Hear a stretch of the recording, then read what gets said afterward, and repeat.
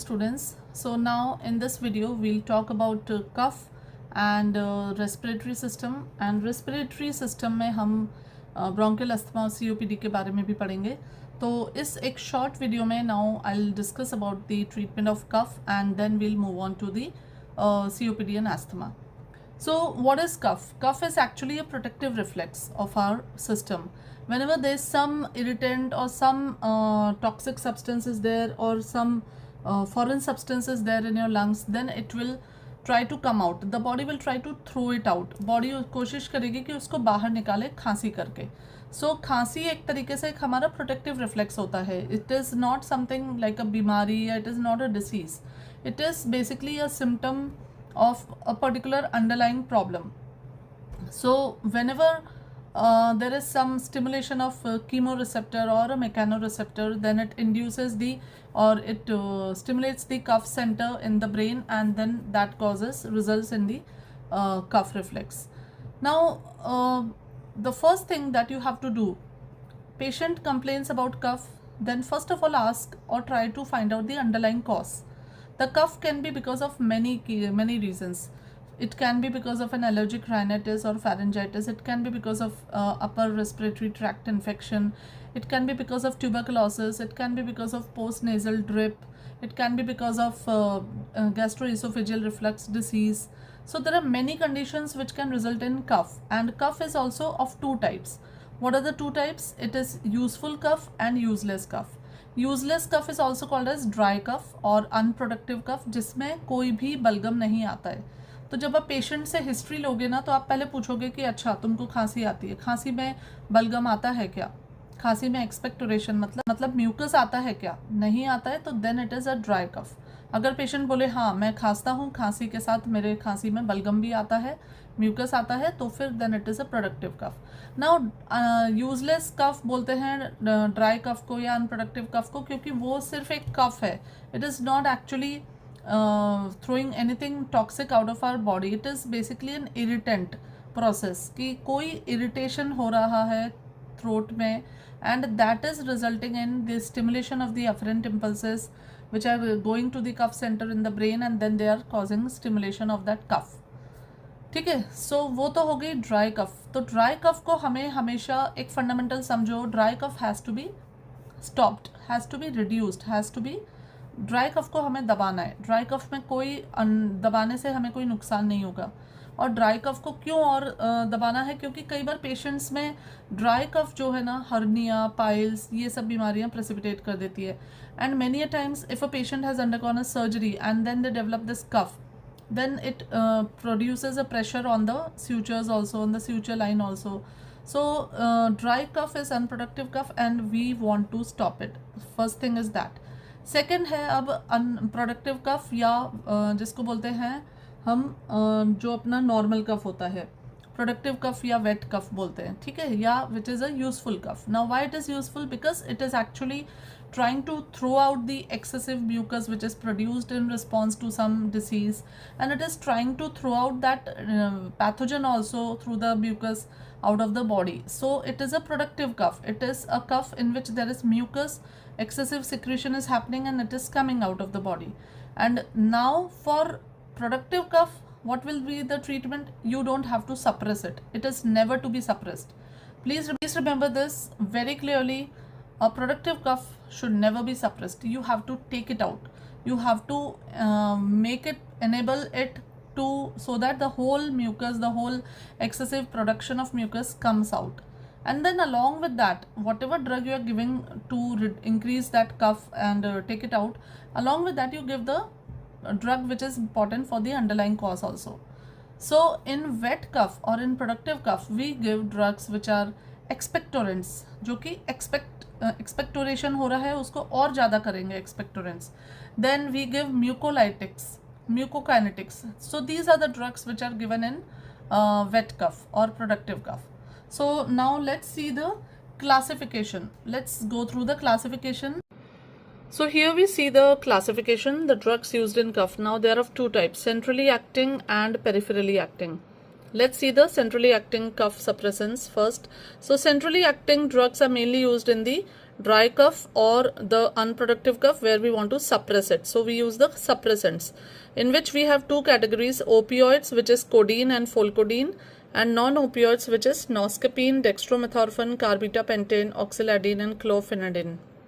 Then in peripherally acting cough, now here we have agents which are pharyngeal demulcents and soothing agents. These agents can also be used in dry cough, so that they basically soothe the throat and reduce the irritant impulses. So these are lozenges and linctuses that you all must have seen also. Vicks है हमारे पास, Streptils है, तो ये lozenges होते हैं जिन्हें patient लेता है, and then they are just उनको थोड़ी देर के लिए आप मुंह में चूसते हैं, जिससे कि आपकी जो थ्रोट है उसमें उसका जो फ्लूइड है that causes a soothing effect on the throat. Then we have expectorants. Now in expectorants we have three categories: mucolytics, reflexly acting, and directly acting. Now directly acting are basically, these agents are mucokinetics. So in this we have sodium potassium citrate, guaifenesin, tolubalsam, terpin hydrate. Then reflexly acting we have ammonium chloride, potassium iodide. And then mucolytics, these are the nowadays the main component of any cough syrup. So this is bromhexin, ambroxol, acetylcysteine, carbocisteine, and the inhalation of steam and microaerosols, which is always there. So this total is the classification of drugs used in cough. So now classification हमने देख लिया. अब इसमें तो demulcents जो होते हैं, जो pharyngeal demulcents होते हैं, ये हमने पढ़ा. They soothe the throat and they reduce the irritant impulses, which are basically then stimulating the cough center in the brain and causing cough reflex. Now so these drugs are used in, very useful in dry cough also. अब next आते हैं फिर हमारे mucokinetics. तो mucokinetics में we have drugs which is sodium potassium citrate, guaifenesin, tolu balsam, ये सब होती हैं. तो ये बेसिकली क्या करती है, ये इंक्रीज करती हैं म्यूकस सिक्रीशन को.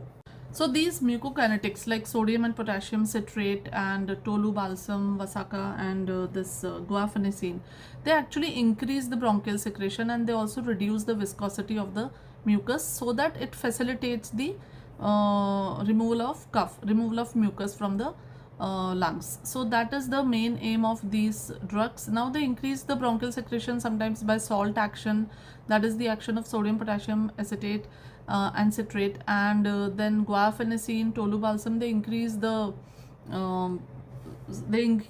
the bronchial secretion, mucociliary function, and while being secreted by the tracheobronchial glands. So this is their action. Aluminium salts are basically irritant, and so they reflexly cause the increase the respiratory secretions. Now you will find that in the market there are a lot of cough formulations, and they have got a combination of mucolytics, mucokinetics, expectorants are there. Then for dry cough we have antitussive agents plus, and a lot of combinations having antihistaminics also are there.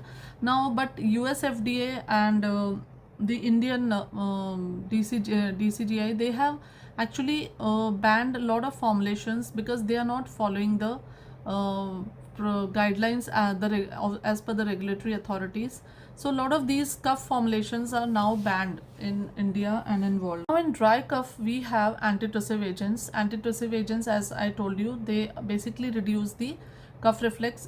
They basically act in the CNS, and they suppress the cough center in the brain. Now this dry cough needs to be suppressed because it is irritating. It basically sometimes results in various other conditions like hernia, piles, and the patient who has gone through a surgery, in them if there is unnecessary cough, then it can result in a pressure on the suture lines. So this dry cough is not to be promoted, it has to be suppressed. For that we give cough suppressants.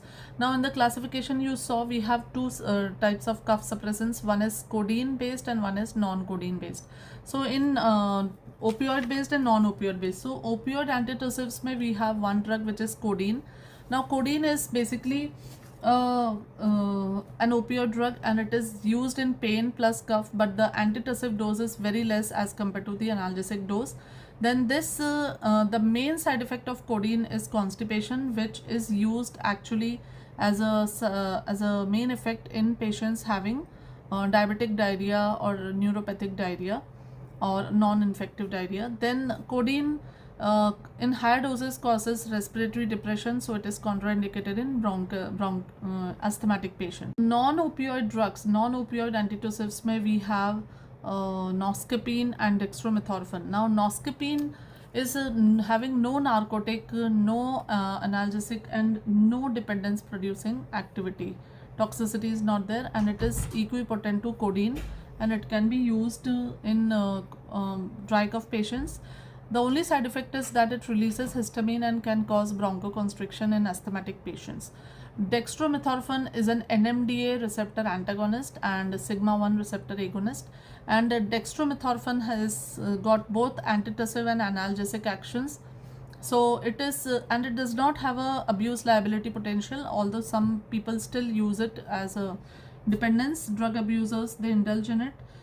Then dextromethorphan के side effects में एक होता है कि ये hallucinations cause करता है, hallucinations and hyper excitability, dystonia, seizures and ataxia, they can occur. So it has got effect on CNS, so not to be taken in a very high dose, that has to be taken care of. नया non opioid drug आई है जिसका नाम है लेवोड्रोप्रोपिजिन. Now this levodropropisin is actually a non-opioid drug. It is not having any abuse liability, no dependence producing property, no narcotic properties, and it is found to be equipotent to codeine and dextromethorphan. So in 2005 this was approved in India for treatment of dry cough in adults and children more than 2 years. So it is approved for dry cough in children more than 2 years and adults. So this is the drug. Side effects may sometimes causes constipation, dry mouth, dizziness and impaired coordination. So that is there. Then many antihistaminics, now H1 antihistaminics are usually found to be used in cough because of some allergic rhinitis or pharyngitis. They don't have any direct effect in cough. They don't reduce the cough reflex. They don't they have no expectorant property. They do not relieve the secretions also, but they are still used as a part of many drug formulations like promethazine, chlorpheniramine or diphenhydramine. These are the antihistaminics commonly used. Then some bronchoconstrictors are also combined with the cough with the antihistaminics and with the other cough mucolytics or expectorants. So these bronchodilators, they actually reduce the bronchospasm. So when the bronchospasm is reduced, then whatever mucus plugs are there in the smaller alveoli, they move through the smaller bronchioles into the main bronchi and then they are thrown out.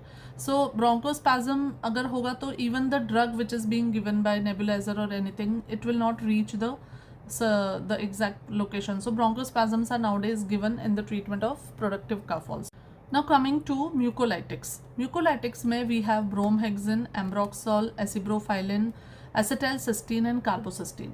तो अब इनका mechanism समझ लेते हैं. Bromhexin is a drug which actually is a mucolytic as well as mucokinetic, and it reduces the what does it do? It causes release of lysosomal enzymes so that the polysaccharides in the mucus are broken down and it becomes less viscid and less mucoid and then it is thrown out.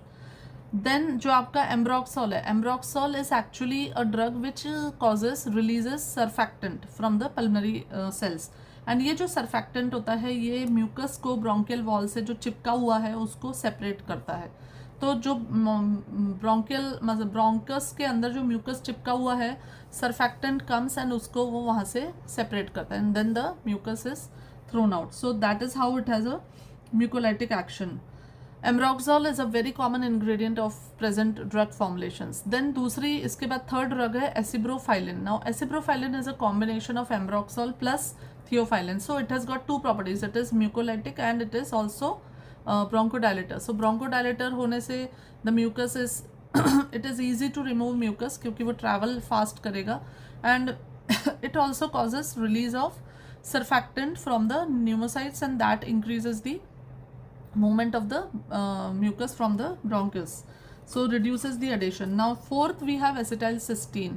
Now what does acetylcysteine do? Acetylcysteine is actually it opens the disulfide bonds in the mucus plugs.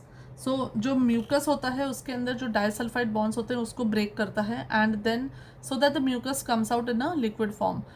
It can be given orally and inhalational also they सकते हैं. Inhalational देने से बहुत fast effect होता है and the mucus is totally broken down and it gets liquefied in is one side effect of acetylcysteine, that it should not be given in peptic ulcer patient because it breaks the gastric mucus barrier which is breached by orally administered acetylcysteine.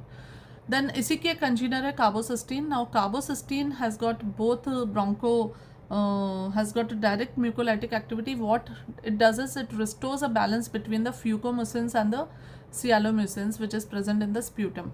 So by acting on the alters the fucose and sialic acid content in the mucus glycoprotein, and by that it makes the mucus liquefied and less viscous, and then it is thrown out. Again, carbocysteine also alters the gastric barrier, so it should not be given in patients having peptic ulcer. So coming to the last portion of this treatment of cough video, now there is a table which is given in your books also. Let's see that. So specific treatment approaches to cough.